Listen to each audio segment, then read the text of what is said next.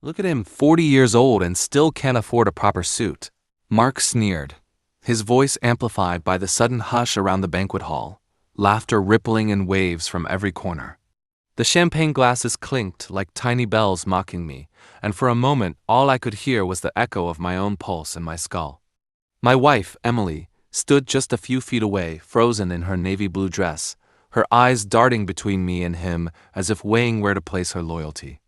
Around us, colleagues from the firm smirked, whispered, some shaking their heads like I was a punchline rehearsed too many times. It was supposed to be our night, her company's gala, her promotion party, but in an instant, I became the clown on stage.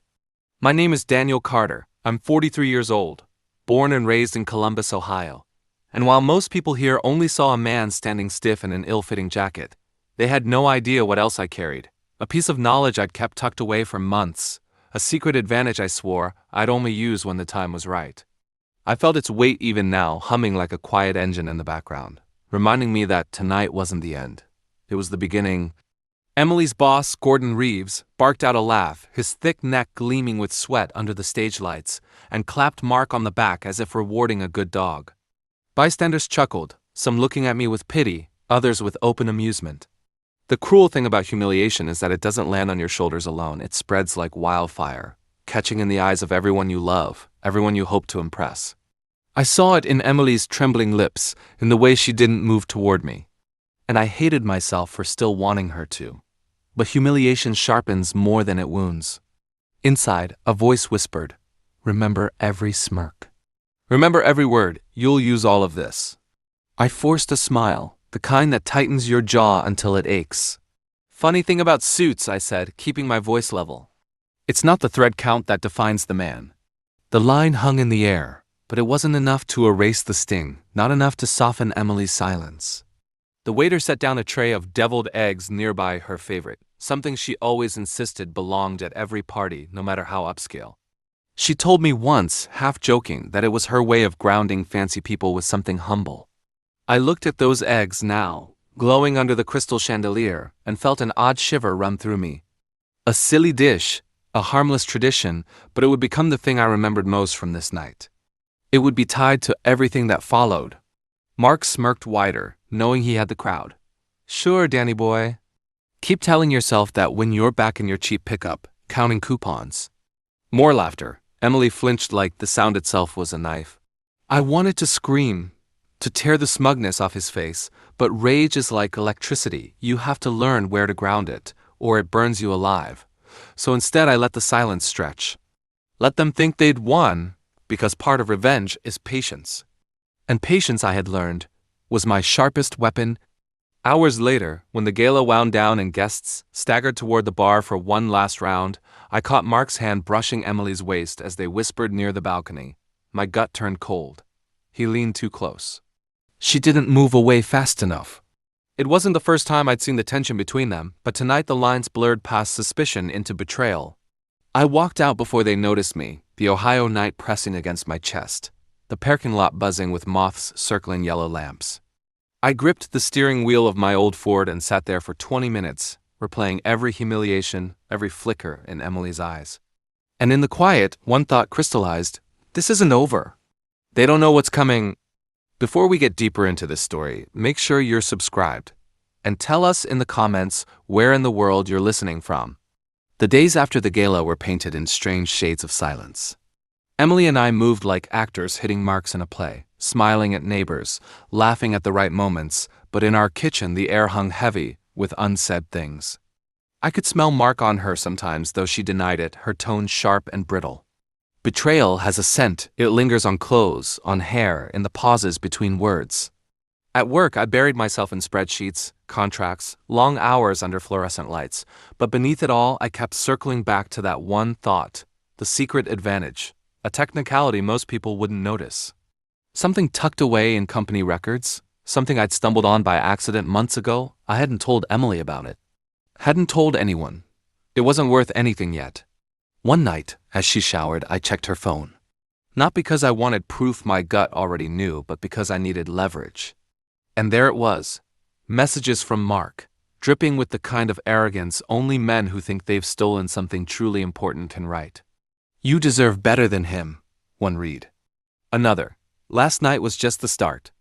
I screenshot everything, every timestamp, every sickening emoji, my thumb steady even as my heart thudded. Screenshots are bullets in the digital age. Quiet, small, but devastating when fired at the right moment. I saved them in a folder with a name so dull no one would ever open it. Then I lay in bed beside her, listening to the rhythm of her breath, wondering when she'd confess, if she ever would. She didn't.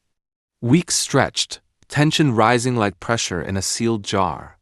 Mark flaunted his smirks at company mixers. Emily grew distant, and I played my role. The overlooked husband, the man too stubborn or too blind to see. But behind my eyes, every detail clicked into place. Revenge is architecture, you don't just strike, you design. One evening, I drove past Mark's condo. His blinds were open, music spilling into the street, and there she was, Emily, on his couch, laughing in a way she hadn't laughed with me in months. I gripped the steering wheel until my knuckles whitened, my chest burning. But I didn't storm in, didn't scream, didn't smash his windshield like some drunk fool in a country song. Instead, I whispered to myself, not yet. Because the worst thing you can do to a man like Mark isn't punch him in the mouth, it's wait until he thinks he's untouchable, then pull the floor out from under him. That night, lying awake, I thought of something my father used to say when life knocked him down. A storm doesn't end when the thunder quiets. It ends when the flood washes everything clean. I understood it now. Humiliation was the thunder. Revenge would be the flood. And the first drop had already fallen. Not yet. That phrase became my anchor, the steel pin holding me steady while the storm gathered. Every morning, I drove to work through the same cracked streets of Columbus, the radio humming old Springsteen songs, and I told myself, not yet. Every night I sat at the dinner table with Emily, her fork tapping the plate, her eyes darting to her phone, and I whispered inside my skull, not yet. Because revenge, real revenge, wasn't rage, it was rhythm. It was the patience to let the trap tighten around the betrayer's throat until they choked themselves. Mark strutted through the office like a man already crowned king. He'd slapped his name on a new project that I had done most of the legwork for, pitching it with Emily at his side as though they were some perfect duo, unstoppable, dazzling. Colleagues clapped. Gordon Reeves raised his whiskey and toasted them. I stood at the back of the room, pretending to scroll my phone, hiding the screenshots in a folder no one could see. Humiliation lingers, but anger matures. What burned at the gala began to calcify into something sharper, a blade that cut inward first. I hated the way I still reached for Emily's hand at night, even when I knew where she'd been. I hated the way Mark's jokes replayed in my head like broken records. But mostly, I hated that part of me still wanted to forgive. Forgiveness is a chain. Revenge is bolt cutters. One Friday, I pulled the trigger halfway. Not the full revenge, just a test shot to watch him flinch. At the copier, while he leaned too close to Emily, I slid a printed sheet onto his desk. One of the screenshots, folded, tucked under a stack of memos. Not enough to ruin him, but enough to remind him that secrets leak. I walked away before he unfolded it. By noon, his swagger cracked. He laughed too loud, checked his phone too often, his hand brushing his jaw as though scratching an itch that wasn't there. Emily didn't notice, but I did. Fear has a smell, and Mark carried it like cologne. That night, Emily asked if I was working late again. Her voice was casual, but her eyes avoided mine. I told her yes, but instead of going to the office, I drove 2 hours south, to my brother Tom's place near Cincinnati. Tom was the only person who could still read me, who saw through the mask. Over beers on his porch, while the cicadas screamed from the trees, he asked what was wrong. I wanted to spill it all, to confess the betrayal, the screenshots, the gnawing rage. But words like that, once spoken, become a cage you can't escape them. So instead I just said, I'm planning something. And when it's done, you'll know. Tom stared at me long and hard. Danny, don't do something that breaks you worse than they already have. I shook my head, watching the fireflies blink in the distance. Breaking me isn't the problem, Tom. It's that they think I'm already broken. The next week, the company hosted a client dinner at a downtown steakhouse. Mark wore a smug grin, Emily sparkled in a red dress, and Gordon slapped their backs like proud father to golden children. I sat at the far end, nursing a bourbon, saying little, but my ears caught everything. Mark boasted about the project, about how he and Emily had streamlined processes, how they'd innovated ideas, my work. I could feel my jaw tightening, but then Gordon interrupted with a chuckle. Well, whatever you two are doing, it's working. Just make sure Carter over there doesn't slow you down. The table erupted in polite laughter. Emily smiled, thin and tight, not meeting my eyes. Mark leaned back, soaking in the attention, his hand brushing hers under the table like a secret no one else was supposed to see. But I always saw. I excused myself, went to the restroom, and stared at my reflection in the cracked mirror. For a moment, I didn't recognize the man staring back, eyes hollowed by betrayal, cheeks drawn with exhaustion. Then I straightened my tie and whispered, not yet, but soon. Revenge isn't one strike, it's layers, each cut preparing the next. That night, I pulled another thread. On Gordon's desk sat a folder of contracts' new client deals Mark had been bragging about. I knew those contracts better than anyone. I'd written most of the clauses. And buried in the fine print, I knew exactly where the trap lay. A clause Mark had overlooked, something technical but devastating, a breach penalty tied to conflict of interest disclosures. If proof surfaced that he'd crossed personal lines with someone tied to the project, the deal would collapse, and Gordon would cut his throat without hesitation. All it needed was evidence. Evidence I already had. Emily came home late that night, smelling of perfume not her own. She slipped into bed, whispered a half-hearted "good night," and rolled away from me. I stared at the ceiling until dawn, listening to her breathe, my chest heavy but my mind sharpening. The next morning I made coffee, buttered toast, set it in front of her like nothing was wrong. "You've been tired lately," I said. She nodded, eyes puffy. "It's just work." Work. That was the knife they both hid behind. The excuse, the shield, and soon it would be the very thing that undid them. In moments like these, I thought of my father again, sitting on our porch in Columbus years ago, sipping cheap beer, telling me, the cruelest part about betrayal isn't the knife, it's that they expect you to hand it back after they stab you. I wouldn't hand it back. I'd keep it, sharpen it, and drive it in where they least expected. Over the next month, I gathered everything: screenshots, hotel receipts I found in her purse, whispered conversations recorded on my phone while they thought no one was listening. Piece by piece, the architecture of their downfall rose before me. Still I waited. Because timing isn't just part of revenge, it's the whole damn game. And then came the night everything cracked wide open. It was a Thursday night, rain hammering the city like nails driven into wood, when I finally saw the door swing open wide enough for me to step through.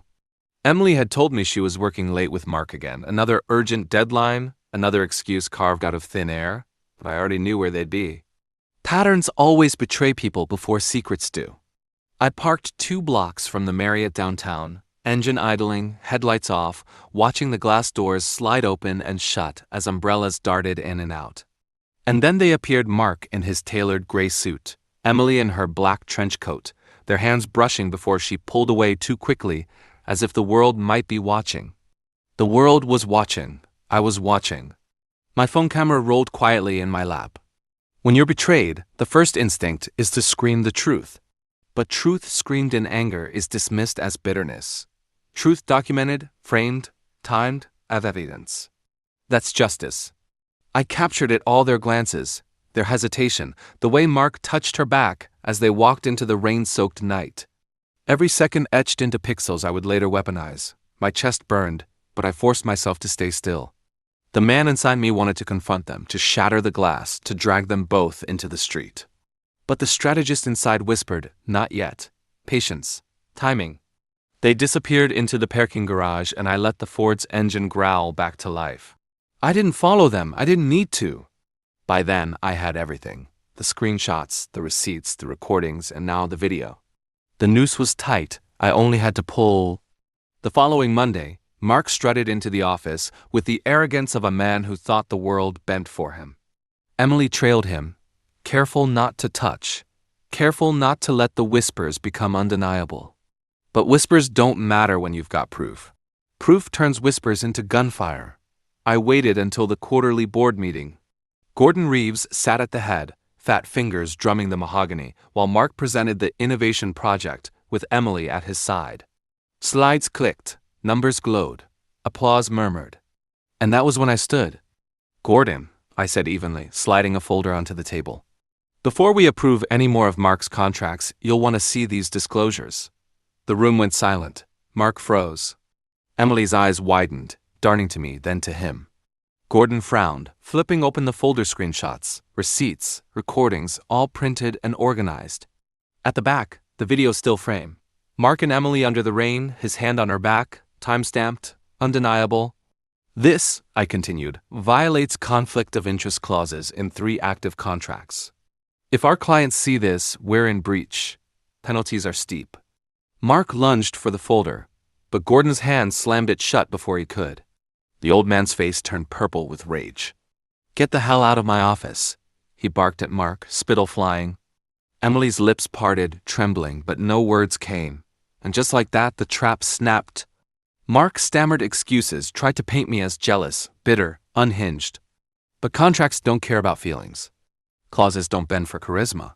Procedural justice doesn't scream, it whispers, then slams the door. Gordon called security, and Mark was escorted out, his career shredded in a single afternoon. But betrayal is a 2-headed snake. One head severed isn't enough. Emily still sat there, pale, shaking, unable to look at me. The board meeting ended in chaos, whispers slicing through the air. Gordon muttered something about damage control, about HR reviews, but I barely heard him. All I heard was the echo of my father's voice in my head. When the storm comes, don't just watch the flood, make sure they drown in it. That night, Emily tried to speak. "Danny, I cut her off. My voice surprised even me, low and final. "Not tonight," she cried, but I felt nothing. Betrayal drains you until there's no room left for pity. Still, something inside me twisted. Part of me wanted to forgive, to rewind the clock, to pretend it hadn't happened. But another part whispered that forgiveness would mean letting them laugh again, letting them believe humiliation had broken me. And that part, the colder, sharper part, was winning. A week later, the fallout spread. Mark's dismissal leaked online. Someone posted the screenshots anonymously, maybe from inside HR, maybe not. Twitter devoured him, LinkedIn posts flamed him, TikTok parodies mocked him. His arrogance went viral in the ugliest way possible. He tried to fight back, claiming he was set up, but the receipts didn't lie.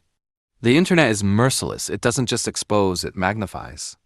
Emily shrank under the spotlight. Friends whispered, neighbors stared. She begged me to delete the evidence, to make it stop. But I hadn't leaked it, and even if I had, once the fire catches, you can't control the burn. I remembered the deviled eggs from the gala. The silly little tradition she swore by, the dish she insisted made her feel grounded. She brought them to every event, every party, but now every time I saw them, I thought of betrayal. I thought of her laugh with him under that chandelier. I thought of humiliation curdling into rage. Poetic justice doesn't arrive with trumpets. It arrives with silence, with the taste of something you thought was safe turning bitter in your mouth. One evening, she set a plate of them on our kitchen table, tears in her eyes, begging me to talk. I stared at them, untouched, the sulfur smell filling the room. Then I stood, pushed the plate back toward her, and walked out. That was when she realized. Forgiveness was never coming, but revenge still wasn't finished. Mark was destroyed, yes, but Emily still breathed in my house, still moved through my life as though she hadn't lit it on fire. And though I had ended their affair, I hadn't yet claimed the one thing they both feared most. Exposure of the truth in the one circle that mattered most to her, because betrayal hurts in private. But destruction lives in public. And I had one more card to play. The night I chose was ordinary, deceptively so. A chilly Friday, diner neon flickering across wet asphalt. The smell of greasy hash browns mingling with exhaust fumes. Emily thought I was on another late work session. Mark thought he was untouchable, though by now, he'd been exiled from the office, the rumor mill chewing him raw. But ordinary nights hide extraordinary strikes, and I had prepared mine with patience honed over months. I parked across the street from the diner she liked, the one with vinyl booths and strong diner coffee, and waited. My coat pulled tight, my breath misting in the November air. I watched her walk in, alone this time, carrying that same cheap leather purse, the one that had betrayed her with receipts I'd memorized months ago. I followed silently, leaving the camera rolling on my phone like a silent witness. Inside, she sat at the booth we'd once shared. I slid in opposite her without a word, letting the hum of the diner fill the silence. She flinched, eyes darting to the empty street, then back to me. "Danny," she whispered, voice shaking, unsure if I was friend or executioner. "I've waited," I said quietly, "for the right moment. You think Mark was the end?" "He was just the first act." Her lips trembled. "Danny, please." "No," I interrupted, calm but deadly. "Tonight, everyone sees the truth. The deviled eggs at the gala? Remember them? You laughed about them being your grounding tradition. I'll let them ground you now." I pressed send on my phone. Within seconds, our old friends, our neighbors, my office colleagues all received the screenshots, the receipts, the rain video via a private group chat labeled simply, "For everyone who matters." Her face went pale. Not a scream, not a word. Just silence. The diner's neon flickered over her as reality struck. Her betrayal, her secrets, everyone she trusted, now illuminated like a spotlight. Mark's face appeared in my phone screen, live-streamed from some pathetic social media attempt to defend himself. He tried to deny, stutter, spin, but the proof was undeniable. Every whispered message, every stolen night, every laugh he thought private was now a public spectacle. And it wasn't just him. The irony, the poetic justice, was that Emily's betrayal now shone just as brightly. Her reputation, carefully curated over years, crumbled in digital ashes. She reached for the phone. "Danny, delete it!" I shook my head. "Truth isn't something you delete. You live with it. Or you hide from it forever." The diner hum around us blurred. A man at the counter snorted. A waitress glanced our way, unknowing, but witnessing. Public humiliation had come full circle. Mark's digital meltdown went viral within hours. Colleagues forwarded the link. Corporate HR forwarded it again. Contracts fell apart automatically due to conflict of interest clauses ID flagged months ago. Gordon called him to confirm. Security escorted him past my office one last time. The man who mocked me, the man who flaunted his stolen triumphs, was erased professionally, socially, publicly. But betrayal has two heads. Emily still sat opposite me, the woman I had loved, the woman I had tried to protect, now exposed alongside him. And yet she couldn't even plead. I had already decided her lesson would be lifelong, not instantaneous. I reached into my pocket and pulled out the small, silver fork from the diner, a souvenir she'd once joked about using to make the deviled eggs taste like victory. I set it down gently beside her plate. She looked at it, comprehension dawning too late. Every little tradition can carry poison. "You thought loyalty was hers," I said quietly, voice low but carrying. "You thought trust was unbreakable, but the quietest truths are the sharpest weapons." Emily's tears fell freely. "Danny, stop." I cut her off with finality. "You had your chance. You chose betrayal. You both did, and now the world knows. Let this be your anchor."